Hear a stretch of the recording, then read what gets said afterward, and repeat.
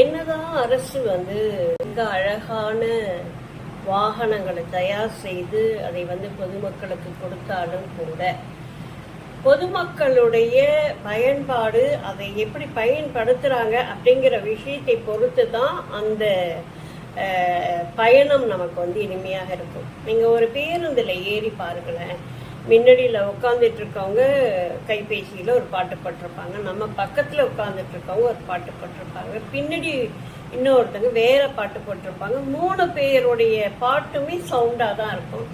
பேருந்தில் ஒரு பாட்டு ஓடிட்டு இருக்கும். நம்ம எந்த பாட்டை காதில் கேட்கறது? இந்த 3-4 சத்தமும் சேர்ந்து நம்மளுடைய தூக்கத்தையும் கெடுத்து நிம்மதியான பயணத்தையும் கெடுத்து நமக்கு தலைவலி தான் மிச்சமாக போகும். அப்புறம் சீட்டில் பேரை எழுதுறது, சீட்டை பிடிச்சி கிழிக்கிறது, இப்படி என்னென்ன செய்ய முடியுமோ எல்லாத்தையும் செய்யறாங்க. அப்போ ஒரு அரசனுடைய ஒரு வாகனம் அப்படின்னு சொல்லும்போது அது நம்மளுடையதும், நம்ம பணத்துல தான் அதை வாங்குறாங்களே. ஏதாவது ஒரு பிரச்சனைனா பஸ்ஸை போட்டு கொளுத்து அப்படின்னு அந்த பஸ்ஸை தான் போட்டு கண்ணாடியை போட்டு உடைக்கிறது, பேருந்தை போட்டு கொளுத்துறதுன்னு, ரயில மறிக்கிறது, ரயிலை எரிச்சு விடுறதுன்னு இதுதான் நடந்துகிட்டே இருந்தது. இப்ப கொஞ்சம் போற அளவுக்கு பரவாயில்ல, அதெல்லாம் நின்று இருக்கு. பொது சொத்துக்கள் பொதுமான சொத்துக்கள் கிடையாது, நம்மளுடைய சொத்து, நம்மளுடைய வரிப்பணத்துல நமக்காக வாங்கிவிட.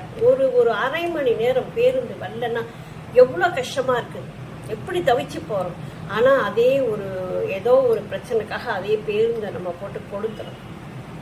கோடிக்கணக்கில் ஆகுதுங்க ஒரு பேருந்து.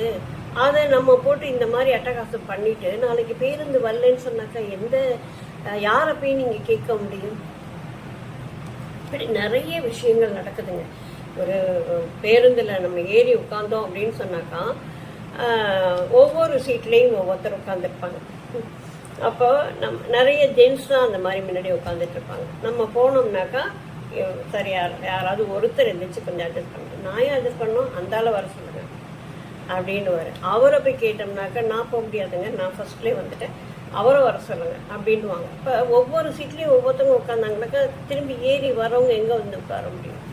இப்படி நிறைய பிரச்சனைகளை மக்கள் நம்ம செஞ்சுக்கிட்டு இருக்கோம். அதை நம்ம திருந்தணும், அரசியல்வாதி திருந்தணும், அரசு திருந்தணும், அரசு நமக்கு இந்த இதையெல்லாம் செய்யணும் அப்படிங்கிற கேள்விகளை வைப்பதற்கு முன்னால் நாம என்ன செய்யறோம், நம்ம பொது சொத்துல கவனமா இருக்கிறோமா அப்படிங்கிறதையும் கொஞ்சம் பார்த்துக்கணும்.